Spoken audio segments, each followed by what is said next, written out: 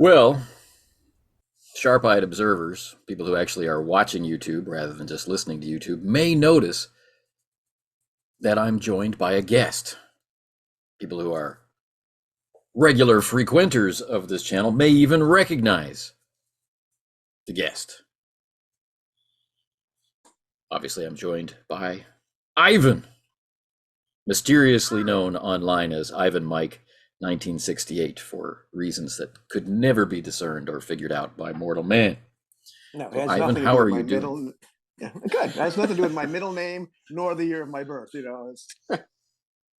Right. I'm doing good. I think actually the moniker Ivan Mike was taken, and I might have taken it years before, never done anything with it. And so and Ivan Mike was my moniker on a lot of things for just I forget why. I thought it was clever, and then I said, well, I put 1968, never knowing that I'd be famous. How am I doing? I'm doing great. That's Doing good. great. Glad to hear it. Yeah. So Ivan is a participant. He's the core, or the original participant, the dark seed behind our Call of Cthulhu campaign, Turn of a New Leaf. The only other living being to appear in that episode has just decided to appear in this one. Oh, that's right. So this is Kobe, everybody. Hey, Kobe. Yes. What's up? Yeah. Not to be left out. Not to be left out. Yeah. I don't know why he's feeling so cuddly today. Anyway, so his decision-making process gives us a hint about our topic, as we have decided to talk about making decisions in the kind of play that is going on in Turn of a New Leaf and in the system that is supporting it, BRP and things like it. So, Ivan, as a player in that game, let's start with your experience of events, rolling, not rolling, and how things get connected together. Well, I may ask you some clarifying questions about that question because all questions Sure. lead to questions. But the experience has been cool. I don't. I've played. We played together in some other BRP games, not an awful lot. Um, so I haven't played. I haven't run a BRP game, which is usually where I get most of my. That's for me is when I get a feel of a system on a real deep level. Um, is being in the game Right. master's chair, but I know enough about how the game is run and how we've played other games, which um, will tell you don't always need to roll dice when a character does something or is bumping up against a skill or a situation. So the times when I had to roll dice felt very natural, and there were clearly moments. If that's where you're going with this question. Right. Yes. Yes. There were moments definitely when I had to pick a lock where was under no time constraints whatsoever. And Terrence McSweeney has a lock picking skill, kind of a bit of a larcenous background or ability to get into places that he's not supposed to be as a reporter. So the times that we really didn't require them, I think you might even give voice to this. There's no need to roll dice here. You're that good because I think he has like a 50% skill, which is not it's not phenomenal, but it's certainly on almost a professional level. But there were other times where it was more dire, or the lock was more difficult, and so I had to roll dice. So that felt perfectly natural. Um, the times when I bumped up against the sanity mechanic, and we certainly talked that to death, on the channel, off the channel, about that, and that has felt less and less jarring over time, but it is certainly a moment where you have to stop and engage with the mechanic. There's been many times that I knew, you were looking at my character sheet and deciding whether or not a roll was necessary. There's times that I suspected you might be making rolls behind the metaphorical screen, if there's even a screen at this point. You're looking to see what's going to happen. You're engaging with some part of Yeah. the system. I've got the dice right here, and I can right. just roll them. And of course, it's very interesting to see when the videos get released of the session. It takes a while, through no fault of your own, but it takes a while. But hey, I'm just giving you a hard time.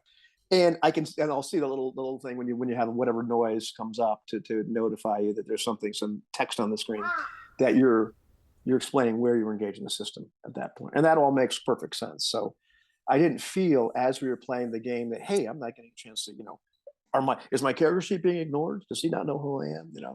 That sort of Right. stuff.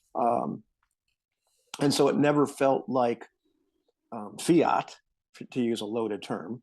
Um, and let's see what else. I think there were moments during the first combat, if you will, that we had.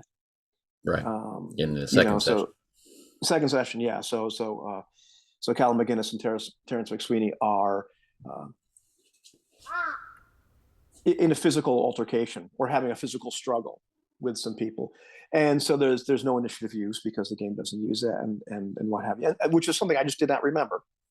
But it didn't really matter because in that moment, kind of so right in the scene, I trust that you are going to. Well, that's a big thing. I trust that you're going to operate the system properly, that you're not going to push things in the direction you want them to go. So, okay. And this is what happens. So I never really felt like,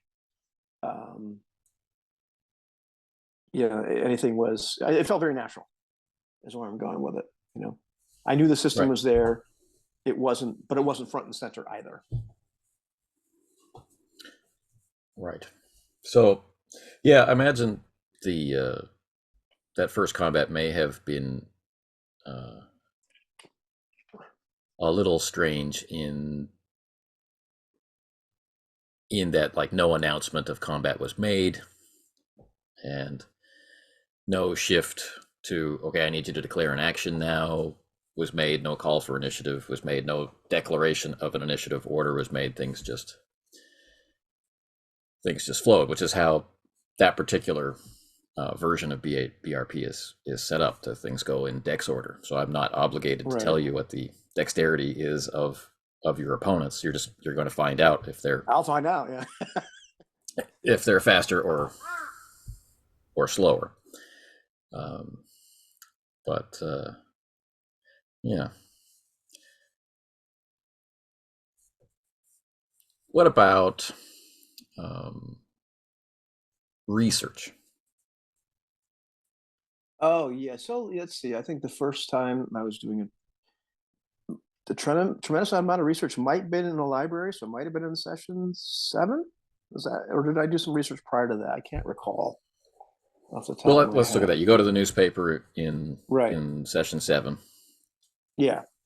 That felt fairly natural as well. I mean, for those of you who don't know, because you don't have the character sheet in front of you, Terrence McSweeney has one hell of a library use skill.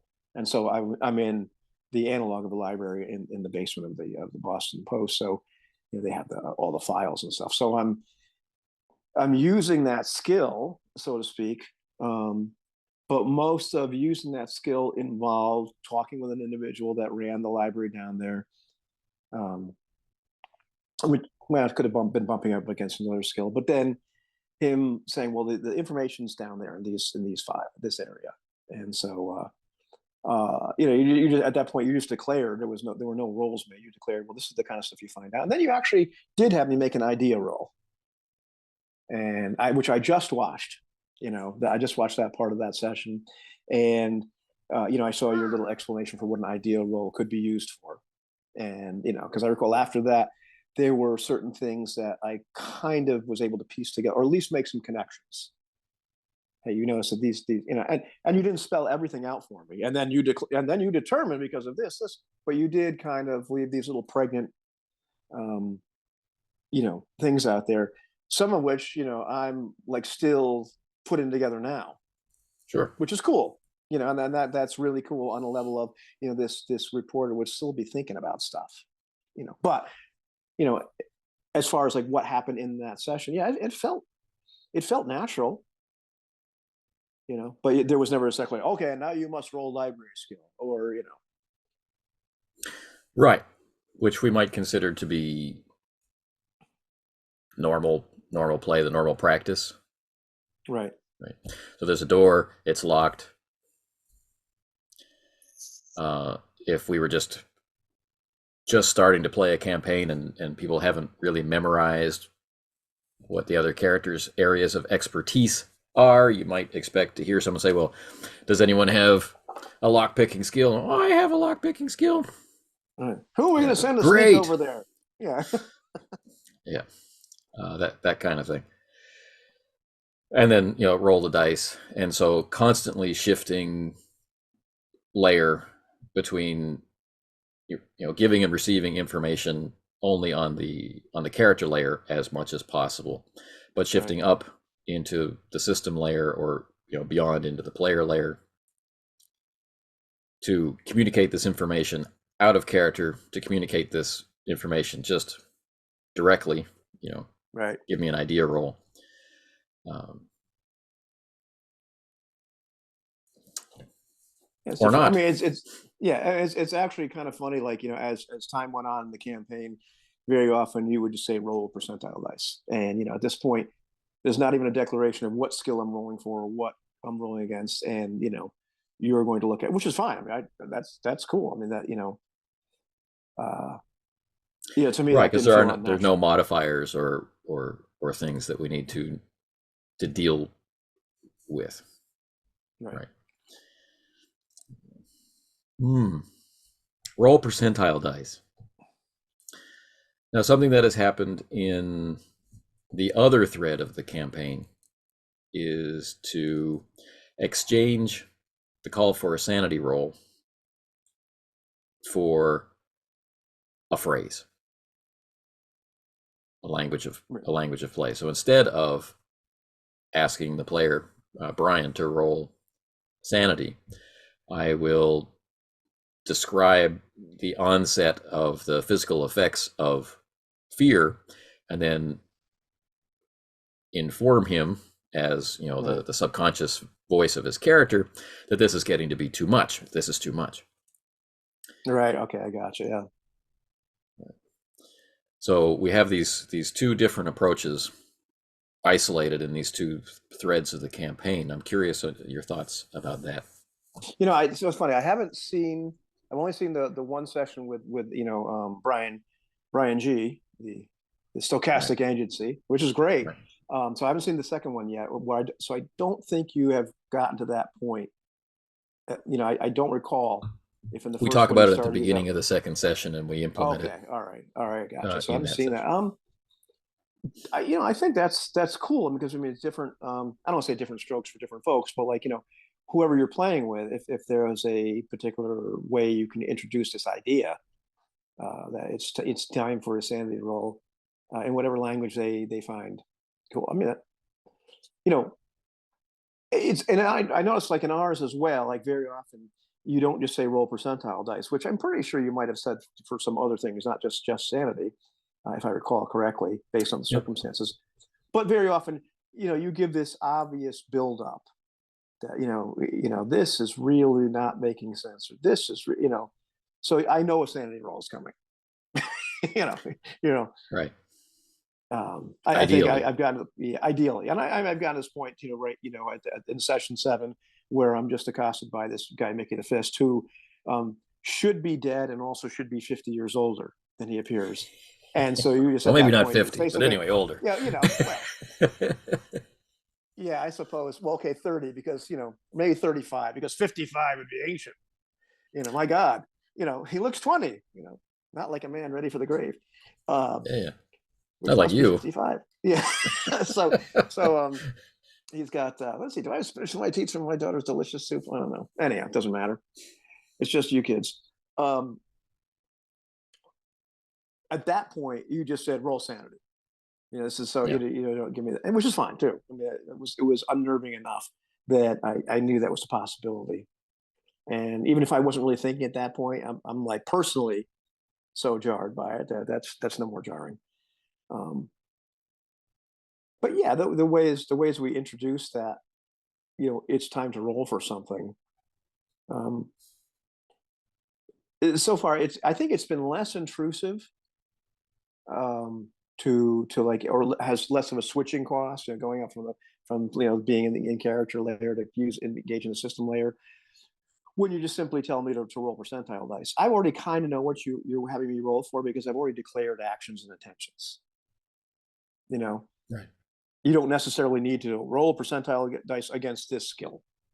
I certainly trust you to just look at my sheet if you want to, or if you want me to, say, oh, I've got a 75 library usage. Let's see, I rolled a 52. That's fine too. But just saying roll percentile dice in a situation like that is the cases where I will just ask for percentile is, like you said, to minimize the effect, and when there's only one possible thing it could be, like asking you to roll sanity.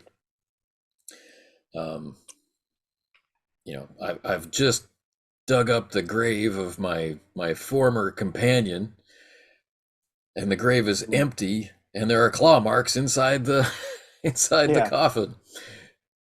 What am I going to roll? Forensics? No. We're going to, right. We're going to be. That sounds remarkably like a Leaves of Cthulhu game you ran for us.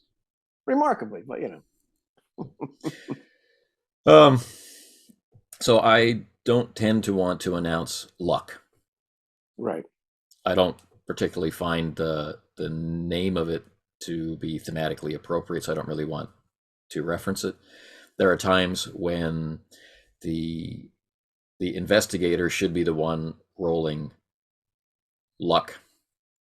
Right. And one of the examples given in the book is determining whether or not a particularly common piece of gear is present or not. Yeah, okay, gotcha. Things that really should be there, but nobody thought to say.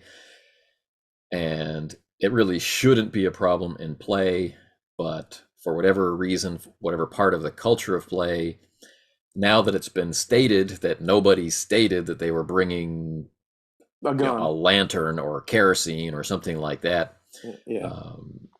now it feels awkward. So, let's roll luck and dispense with the awkwardness and just get back into play. I mean, it serves that function. It's a good use for luck. Right. Random coincidence, quantum entanglement, things like this, I want to be the one rolling luck for, so that the experience that you're getting still seems unbroken. It's like you don't know you're standing at a nexus where you could meet or not meet someone, or and so if it doesn't happen, you shouldn't be left feeling with, I just missed a tremendous opportunity for engaging role play in a wicked plot twist. Damn those dice. That's funny. So I do that. So you can see examples of that in Brian's first session, which is session 5, and we can see it in session 7 also, with the diner scene, and which turns into the Mickey the Fist scene. Yeah, I gotcha. That makes sense. Yeah, so very often in this game, we've used various skills and not rolled dice. And maybe we should talk about why that is. Or did the game actually give us some direction, or do you just make that crap up on your own? Is this fiat?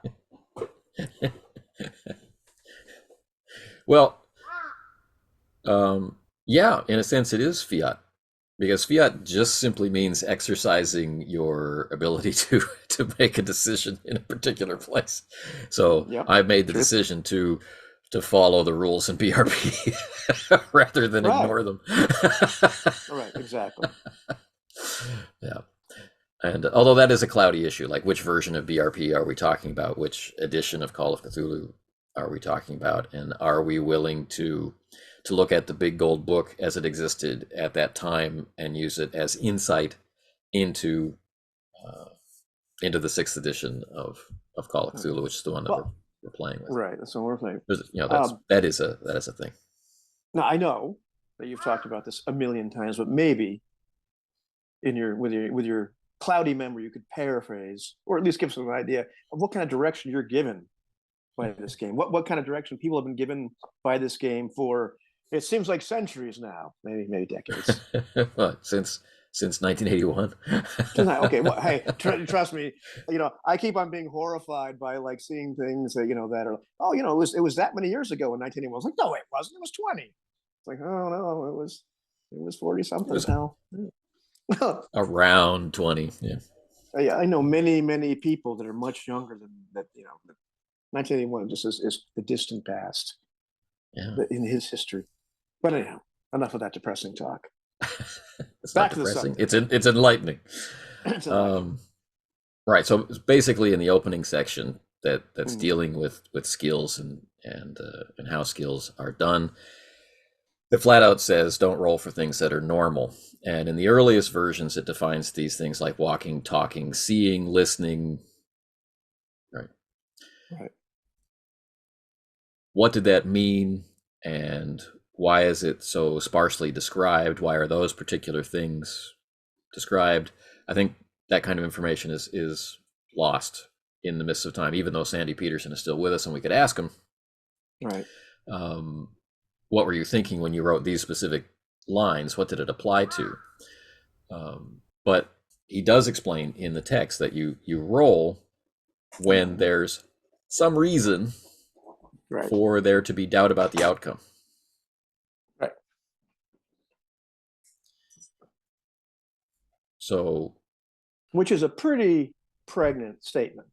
Or that's an interesting way to put it. right. So as we go through the various evolutions of basic role playing over time, from that point, like that version of Call of Cthulhu is a simplified version of what appeared in original RuneQuest. And so there had been play of RuneQuest for years, and there had been, there was experience. And so it got written differently than what was expressed in RuneQuest, where this idea is also present. Right.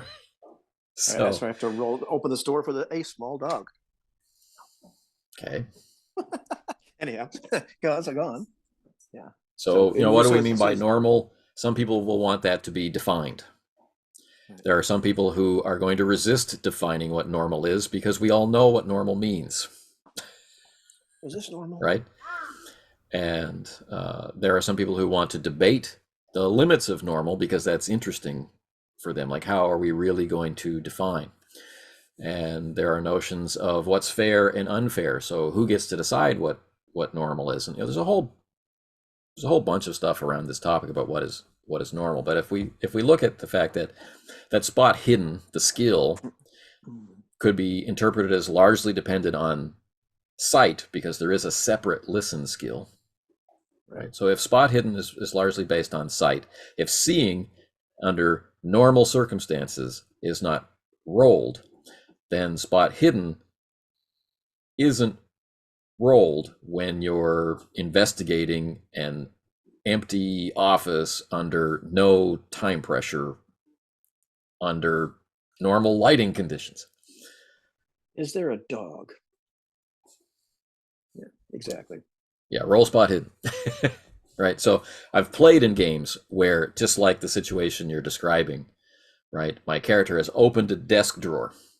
Right. And I've stated the intention to empty the desk drawer. And I've been asked to roll spot hidden in order to notice the important thing that was in that desk drawer.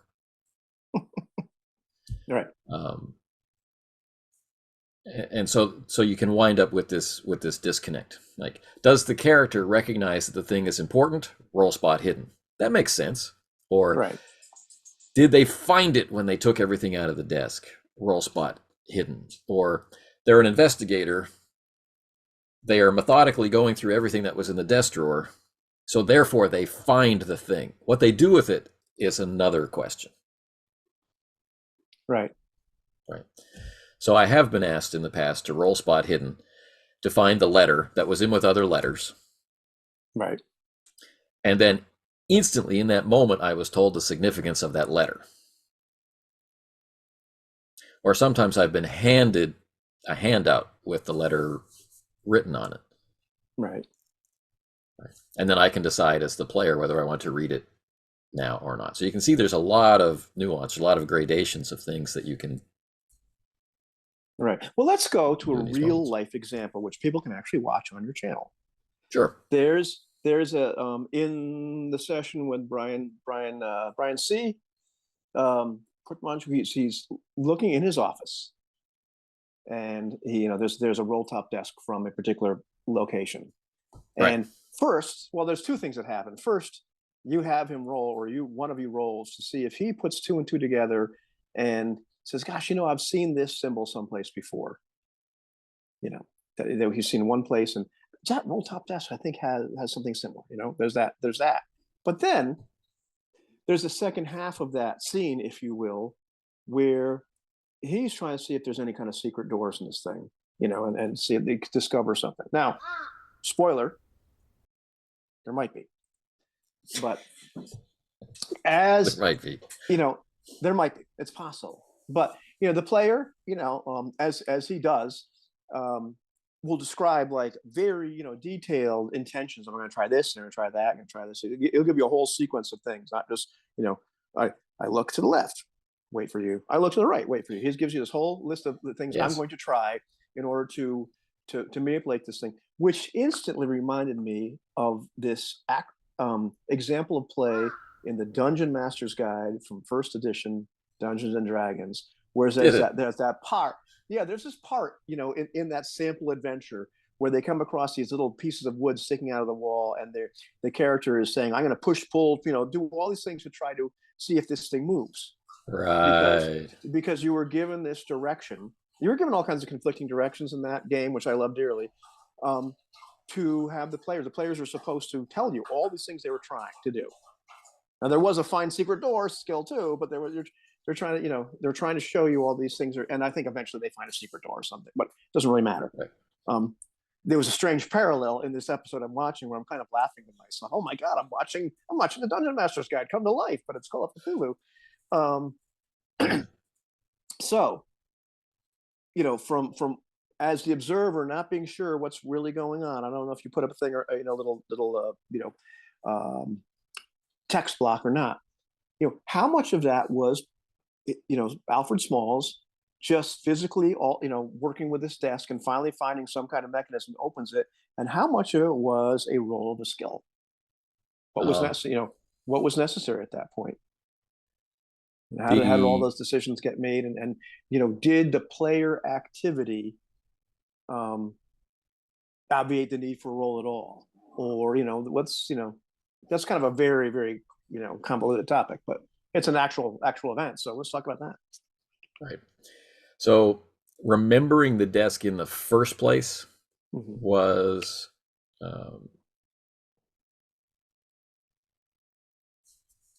because he's an antique dealer and kind of fallen on hard times with the depression and whatnot. It makes sense that the shop is filled with things he can't move. Right. Exactly. So the presence of some items from the Scott farm was one of the initial hooks for future adventure in the campaign that might never ever matter. Right. So now that he's seen the book and seen a variety of other things from his research, as soon as he walks into that front room where the desk is, because of who he is and his incredible attention to detail, right, that is represented on his character sheet, that memory surfaces. This desk. Right. So then he begins. Now, is that an idea roll, or is that I can't remember or it was just. Yes, that would normally be done by an idea roll, but his idea roll is so high, it serves nothing. Right. Right. Oh, he's got that good at it. Yeah. Yeah. Okay. So there's simply no point. And so what I would have done then is planted this sense that there's something there he needs to find, right? Okay, you're looking around the room. I need you to make a spot hidden, or I need you to make an idea roll, or whatever. And if it gets failed, then why did I need to make that roll becomes the focal point of play. Right. Exactly. To no particular There's benefit. something I'm missing here. I don't know what it is. I don't know what it is, but I'm going to I think stay about in a this donut. room. Yeah. Yeah. Until, so, Bar from the bakery. and who knows what a player might interpret from that role. Right. Like someone's hiding in the room, or there's a ghost, or there's this other presence, or I need to tear everything apart. And it's the old perception. Ah, you failed. Oh, never mind. never mind, it's not important. Yeah. So what does that Right. that really serve? So he remembers it comes from the Scott farm. He looks at it carefully. He makes the connections between what he's been researching and this desk. He, the player, wonders, I wonder if there's a secret compartment. Right.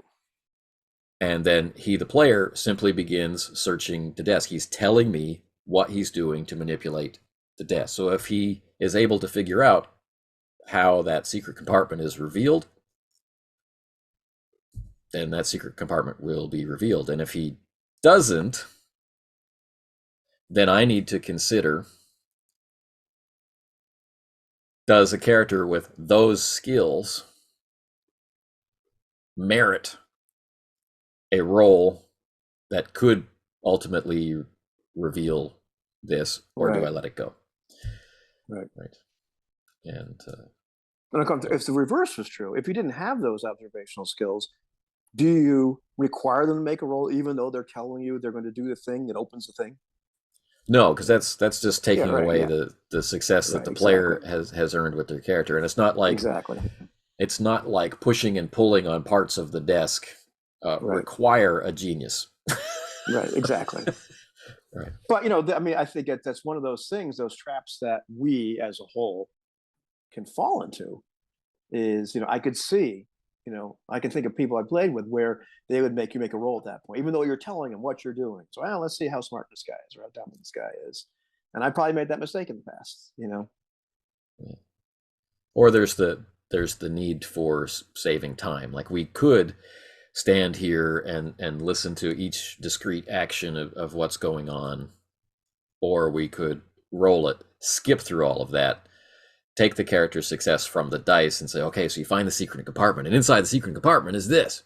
Right. And yeah, I mean, I could see if Brian was a different type of player and was giving you like very small, actions and then thinking a lot in between each one, that would have been, not just impossible to watch, but impossible to go through with any kind of sanity yourself. And so that might be a time to roll dice at that point, or at least look at their skill in a particular area and decide, okay, yeah. Or you're looking at the clock and you see you've got 10 or 15 minutes left to play. How do you want to use that time? Do you want to use it giving them the in-character experience of exploring the desk and giving them the in-character experience of being baffled by the mechanism and needing to recruit help, or figuring out the mechanism? How do you want to use that time? With discovery, well, then roll the dice. You've only got 10 or 15 minutes left. With the investigation, well, then let them investigate. Right, exactly. So no, that makes sense. I mean, so BRP definitely gives us, in some way, shape, or form, depending on the game itself, the admonition, or at least some guidance on when to roll dice, when not to roll dice. As I mentioned to you before, not here, but in other discussions, it's interesting that, or maybe I mentioned on a video, it doesn't really make a difference. Age, we don't remember things anymore. That like the games that I grew up playing, things like the old Mulvey Basic and Mulvey Basic and First Edition Dungeons and Dragons gave us some conflicting, but it gave us a lot of direction on like when do you roll dice a bit, and this idea that, okay, well, you come up to a door in the dungeon, we'll roll to see if you can open it. And there were, various other times you had to roll for something, certainly not as much as came in later versions of that particular property. But there were other times you were kind of given the admonition to um, make judgment calls based on the profession of the character, who the character was, all that sort of stuff. There seemed to be a lot of stuff in the culture of play that never really gotten written down, but talking to or hearing people like Tim Kask and others, mentioning how they made those decisions. The idea that maybe the first time somebody did something, if they succeed, well, they have a knack for that now. They have a knack for it, so they ain't roll dice anymore. So and so is really good at finding horses or whatever the hell it was, or making decisions based upon, okay, well, this character is, this has this kind of profession, does this for a living. They're really good at that.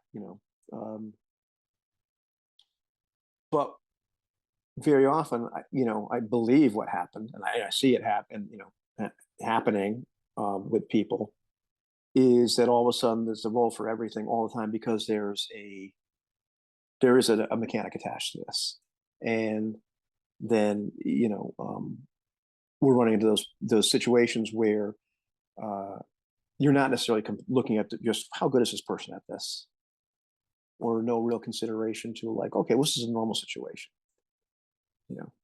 This guy Right. is a woodsman. He's got all day. Do you think he can find something to kill? I mean, does this forest actually have squirrels in it? Is this not some kind of horrific forest where all the beasts have fled because the trees are fighting? Is there some, this guy does this all the time? Or does he Right. really have to roll dice to feed himself? And then, and Etc. matching the tone of that, you've got the experienced woodsman, you've got the amateur woodsman. The experienced woodsman rolls, Right. fails. The amateur woodsman rolls, succeeds. What does this mean according to the tone of your setting and situation, right? Um, how are we going to interpret the dice to match who these characters are, what this setting is? Did the woodsman fail because some evil force has driven all the wildlife from the land? Right. Then there can't be a subsequent roll by someone else. That Right. failure has to stand for all subsequent failures. Right. Or Exactly. is the woodsman distracted and thinking about something else? Right. And if so, what is that? And is it relevant? And is that where we want, you know, to go with these characters, or where we want to go with this story? Or are we just rolling dice because that's what we want to do? We want to roll the dice and see, you know, where the success comes from. And of course, we've encountered situations where someone highly skilled makes a mistake and someone who's a newcomer does something really well. It's not like Yeah, all the time. that's ridiculous. Yeah. It's a question of, the die roll is just one point of information, a success or a failure, or a degree of success or a degree of failure. It's just that. Then we have to, decide what it means and how it's relevant to what has come before, and how it's relevant to how we're playing and what our goal might be. So Right. I mean, interesting. I don't know if this is a good segue or not, but I mean, Ubiquity is another one of those systems in a Hollow Right. Earth Expedition and all the other games that use it, where it does give you this very clear admission. Well, this is when you should roll dice, or this is when you should not roll dice. You know, less dice, less often, Right. um, and it gives you very specific, instructions that unless there's a reason this is important, and why this is important can be up to, but there's different reasons it could be important, or different motivations, or whatever you want to call it. That people can take the average, that they can take half their die pool and automatically succeed at things that need that number of successes or less. So if I have a 6 die pool, I can succeed at tasks that require 3 successes. And I did, I ran all the math on that some time ago, but it's interesting. That's about, for the most part, that equals success rates of 65%. Right. Like, you would, had you rolled dice 65% of the time, you would have been successful. But it's worth noting, it's not just that level of competence. It's also that system is really built to support a pulpy feel. Right. You know, Right. so if you watch Indiana Jones or the Mummy, we're not going to spend a lot of time about them finding food, because that's irrelevant. you Right. know, and there's plenty of Right. times where they do the thing that they're good at where there's no need to roll dice, because this is who this person is. The woman is that good at finding stuff in the library, or this fellow is that good at like getting them into the tomb or whatnot. Oh well, now people are chasing them, Right. And they're or now scared and their now or adrenaline now dumps and yeah, yeah. now the whole army of zombies, is walking up to you, and now the woman is going to be trying to translate the inscription on this stone. She's rolling dice there, kids. Right. You're not taking the average at that moment. Yeah. Yeah. I think it's kind of interesting. You brought up the point about the original players of D&D and how like a skill roll might be represented by the toss of a d6, and you might have a 1 in 6 chance Right. to be able to do something that might in a different type of game be represented by a skill like a lock picking skill, or maybe not a lock picking skill because of the thief, but Right. whatever, some Exactly. Yeah. finding water or something along those lines. And then after that roll has been made successfully, deciding that, well, that character can now just do that thing. So it's Right. very much like the luck roll Right. of did I or did I not bring the item.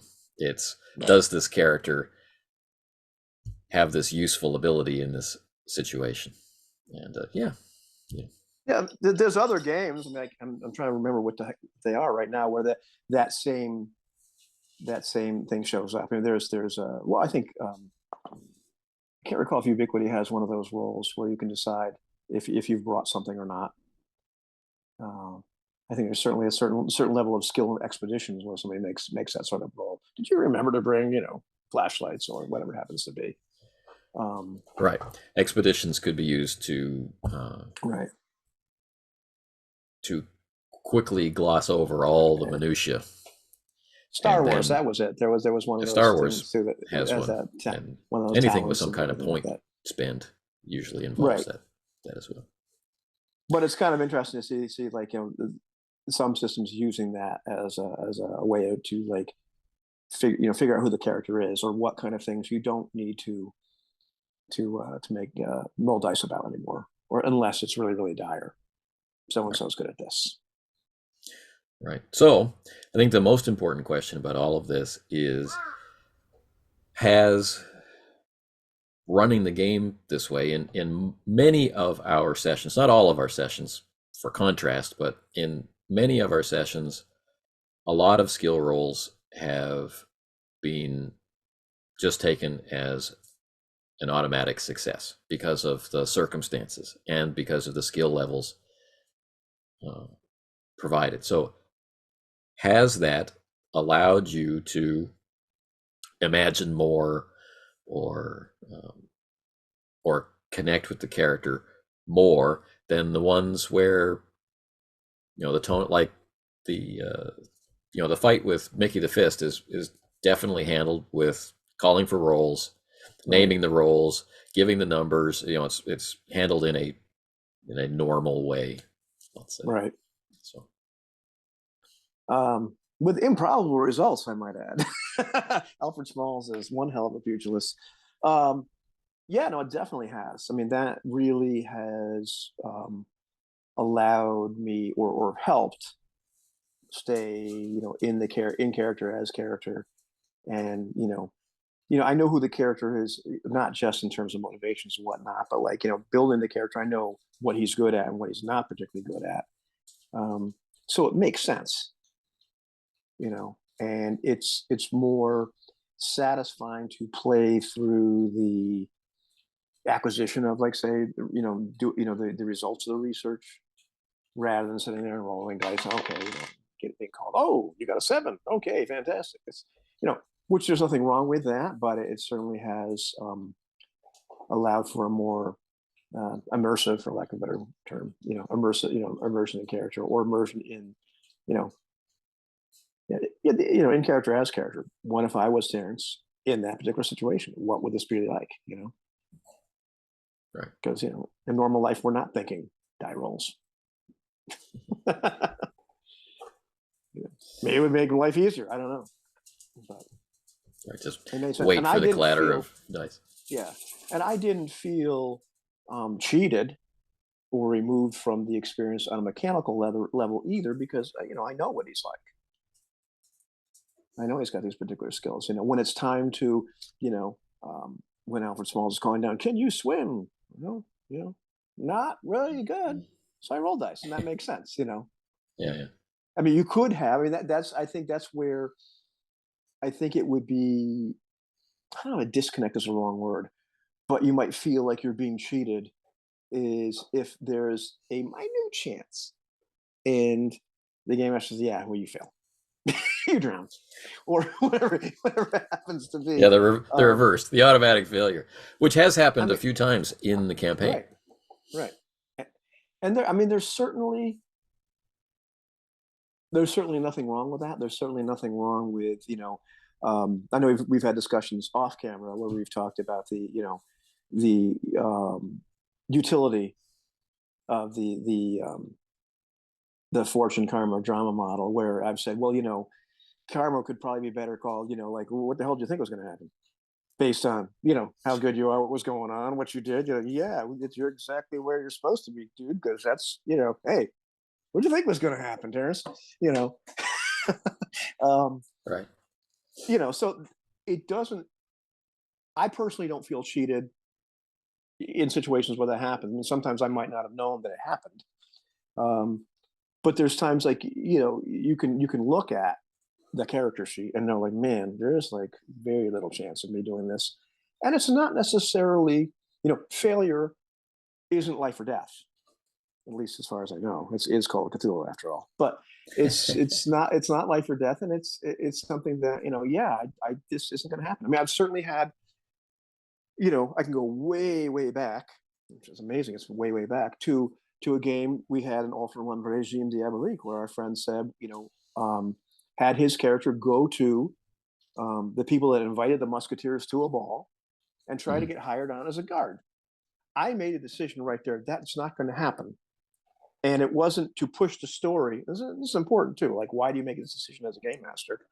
I'm not saying no because I want to push my agenda. They all have to be at the ball. It was his skill in his social skills were not phenomenal.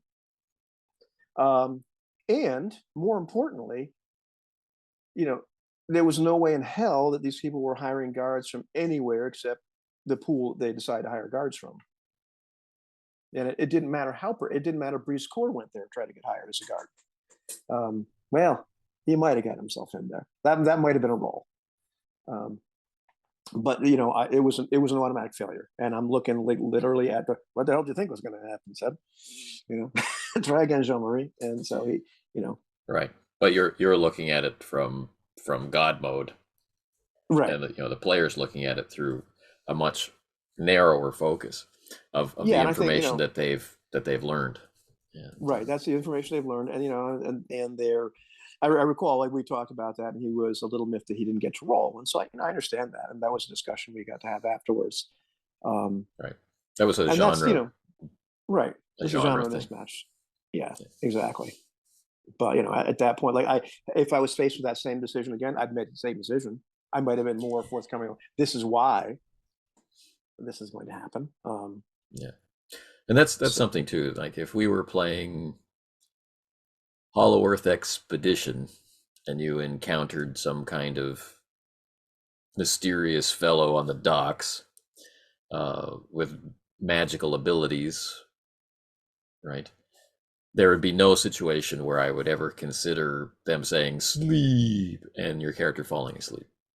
right, well, you're Right. nicer than I am, but right. No, I In know what you mean. Yeah, in Leagues of Gothic Horror, yeah, I think it would depend on just how horrible I wanted it to be, like how gothic or how horrible. So the heroic struggle against the magical influence, play that up for its pulp value in Hollow Earth Expedition. In Gothic horror, play up the fear of what's going to happen to me if I lose control. What will I be forced to do, or what will be done unto me? Those kinds of things to play up. But if we're playing Leagues of Cthulhu or playing this Call of Cthulhu, if the system indicates that they have this capacity to do this thing and there can be no resistance, I'm not even going to bring it up. I'm just going to narrate it. You know? Right. And that was cool, and that was very genre appropriate, and that was horrifying all by itself. And there's a certain, I think there's probably even a little bit more horror involved if you're like, I don't get to roll. Oh man, and it's not like I feel cheated. It's like, wow, that just happened, which is kind of cool. Right. Because it would be less cool if it was a much pulpier sort of thing, or whatever, what the expectation was, and I'm going to be able to, I get a saving throw, right, or something. But Yes. think of all Save those versus fiat. think of all these monsters that didn't get a saving throw versus all those spells. Nobody complained about that. Nobody advocated. How come the orcs didn't get a saving throw against sleep? Right. Those poor bastards. It went right down. But yeah, no, it's definitely a genre thing for sure. That there's a when you make that call, and when you don't Right. not make that automatic failure call, when you exercise that fiat or not exercise that decision making process. But And what kind of consequences you allow? I mean, because theoretically you could, put them to sleep and toss them in the harbor, right, and they drown. Game over. rocks fall. What's your Everybody next character dies. going to be? Right, But does that serve the game that you're playing? right, exactly. And in many cases, the answer would be no. Right. So I guess the last item on our list about talking about decisions and dice and things are, I guess, the role of coincidence. We talked about a little bit earlier in terms of luck. Right. That was pretty interesting. And we're talking about the diner itself. Is that where we're going The with this? diner or Agent Thornton meeting. Oh yeah. So let's talk about both. But because it's interesting to see if there's any parallels. Right. But for those of you who don't know, without giving too much away, um, Brian Courtmont, Alfred Smalls, and Terrence McSweeney get separated. We're separate sessions. Right. And at the end of Alfred Small's session, he goes with this young hoodlum, and they end up going to a diner to get a Yep. bowl of clam chowder. He's just done a bunch of research at the Boston Public Library, so he goes to this, and that's where the session kind of ends. And I Right. think the session kind of might even end with, and you see this other guy out the window. Oh Yeah. my It goodness! it It's ends it this. ends with Yeah. him seeing My God, it's a hey, suspicious person through the window. I think that's that guy, right? Um, Now we have the next session, where Brian is sitting there. You're watching him. He's doing nothing because I didn't get a chance to have a solo session. We just our Right. schedules didn't align, And for the and viewers so at home, the right, Brian was okay with waiting, and he had right. gotten home late, and so he was eating. Mhm. Which is So great because I mean that's Alfred Smalls to a T. So that makes me so happy. I He's didn't think sitting there about eating. that, but like, Oh God. so I could bring him in anytime he was Yeah. on camera, but Right. I didn't want to bring him on before he had finished his dinner. And also to not go off on a tangent, because I know I said I wouldn't go off on tangents, but this is one of those things that, like, when we talk to each other, when we're friends, when we trust each other, we can say, "Hey, listen, I swear to God, this is gonna be worth your while, but I'm just gonna bring you in when it makes sense." And so, okay, I'll wait. And if you're like me, I love watching the other players play the game. You know. Right. So anyhow, But so yeah, there. uh, Yeah, that's how that so happened. I do my own little bit of investigation in the bowels of the Boston Post, and then I'm with this fellow, and it's late in the day, and I'm like, hey, I'll tell you what. And he says something like, let's go get some. He says, you want to go get some dinner. So Anthony has this character say, you want to go get some. I'm like, sure, I'll get you. I'll buy. And he's fantastic. That's some clam chowder. And then I end up at this very same diner where Alfred Smalls is eating. What a And then coincidence! what a coincidence! I run into the fellow he's looking at, and of course, I'll let you talk. Of course, as a game master, you can say, "My goodness, I've got Brian here. He's finished his dinner. Man, I better get him in the game. Well, you might as well have Terrence go to the same darn diner. Now you guys are together. Hooray! You know, Right. or you can make your decision making process another way. But I'll stop talking Right. now. Um, right. So you definitely could make it on the story layer. Let's bring these two together. If we were playing Star Wars, I would be required to bring them Right. together because there's so many coincidences a part of that genre. Of course, yeah. It's certainly part of heroic pulp, like an Indiana Jones kind of situation, or No, the you run Monty. past it. Oh my goodness, where? Oh, yeah, Right. exactly. Lots of coincidence there. So I would again be required to serve the genre by doing that. In this cosmic horror investigation vibe, I don't really get that sense that I want to be reliant on coincidence, um, or or contrivance, of NPCs to herd people together, for that kind of thing. But because we're not using real Boston, then certain fictional rules about Boston can happen. So I know, because of the scene, that Alfred Smalls and Thomas O'Riordan left the library. They didn't walk very far because Alfred Smalls, and Right. they went into a place that Smalls knows that serves a really good chowder. McSweeney, Smalls are friends.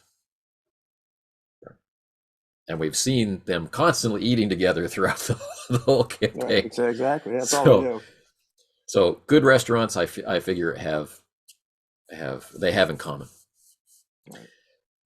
In my imagination of Boston, the newspaper offices of the various newspaper companies, these are in the part of town that has the library and other things. All these things are just very close together.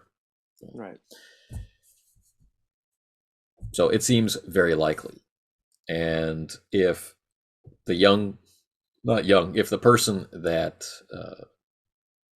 Terrence is with doesn't have to pay for his lunch, he's going to hope it will be a better quality than he might normally Right. have access to himself. He did So say he all of would those buy the things factor in. saltines. Yeah. Yeah, I'll buy the saltines. I'll also you buy the soup. Okay. Yeah. Right. So, a cold winter day, people want to have a nice, hot, hearty meal, such as a chowder. So all of those factors are there. Terrence has agreed to go out to dinner. They've agreed on the kind of thing that they want to eat, and they can't go very far because of the physical condition of the NPCs. All of those things lead to it being very likely that they'll go to a place that Terrence knows that's nice. To which I add a luck roll, Right. and so all of those things conform.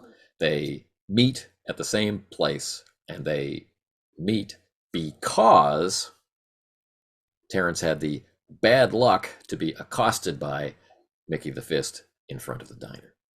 Right. Now, what if that luck roll had gone the other way? Then they would have had a nice dinner somewhere. Right. Somewhere, but they might not have been at the same diner with Smalls, and we might Right. have had. And then I would be put in a position of doing time compression. Right. Right. Exactly. Which I mean, is to me is totally legitimate too. In fact, had we never actually hooked up during that session, I would have been okay because I'm certainly, I'm very happy flip flopping back and forth. We've split the party in many different, games with many different groups of people. And I'm fine with that person. I think that can be quite fun, but not everybody's cup of tea. But yeah, but there wasn't a contrivance to like I have to get these guys together. Right. And So I certainly if have made that decision in the if it past, had but gone it's the been other cool. way, right? If it had gone the other way, then Terrence drops his companion somewhere. Right. We cut to Alfred Smalls dealing with, or not dealing with, Mickey the Fist, as Yeah. however that plays out, and then we do the next morning. Yeah, because I mean, there was already an agreement that McSweeney and Smalls were going to meet back up Meet again the and next day. compare notes, so we knew that was going to happen. It's a matter of how does that happen. So yes, that's kind of interesting. What about the luck of the draw where all of a sudden Agent Thornton ends up Right. with Mr. Morgan? Right. So he was searching and searching and searching, looking for some way that he could make contact with the people who obviously seemed to be working there, living Right. there. And so it wasn't really a question of if he could find or spot or identify known criminals or see criminal activity on the streets. It really came down to um, will this meeting happen or not? Right. Right. If he had gone to all these different locations and talked to a whole bunch of NPCs, we would have role played a lot of had the luck roll gone the other way, then Right. he would have gotten a very clear picture of what's happening from their perspective on the docks, how things are different from when the O'Shaughnessy's ruled the docks. Right. Right. Instead, the luck roll indicated that someone very important was waiting for him. Right. And so, to a very real extent, this was like, a well, it's kind of like a random encounter, but not really. But you roll, oh, wolves again. My goodness. Yeah, exactly. Yeah. But the decision making process isn't just the game master saying, well, it'd be really cool now if these two to get together. Right. And the interesting thing is like that typically, we don't see that. I mean, like the we, as in like if you're watching the session, you don't necessarily see that unless it crops up. This is how this decision happened. But if Right. you're a player in the game, typically the game master is not giving you this running, narrative of, well, this is how I make this decision. Now they can. They And I could. played in Yeah. games. I played in games with this where okay, it's random table in time now, and oh my goodness, well, this is what happens now. Sorry, guys. Which I mean, I've certainly done that. I've certainly played in a bunch of games where that's been much more upfront and on the table. And I know we have friends that would demand it. Sure. That would be We be all the have case. different preferences. Yeah. Right? We have different preferences, but it's interesting to me that like regardless of the preference of how transparent this is, even if I'm going to share the table with you, okay, these are the possible. This is this is it's like we're like it's like PBTA. They get one from column A and one from column B. Let's see which one you get. Right. Or it's completely just this is what happens now. That the process is the same.